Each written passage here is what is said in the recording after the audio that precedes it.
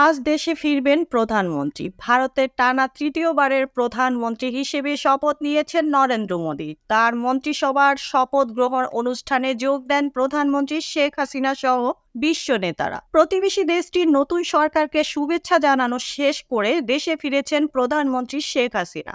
সোমবার 10 জুন রাত 8টায় তার ঢাকা পৌঁছানোর কথা রয়েছে। প্রধানমন্ত্রীর প্রেস উইং থেকে এ তথ্য জানানো হয়েছে। এদিকে রোববার 9 জুন বিকেলে দেশটির রাষ্ট্রপতি ভবনে আয়োজিত শপথ অনুষ্ঠানে পৌঁছান প্রধানমন্ত্রী।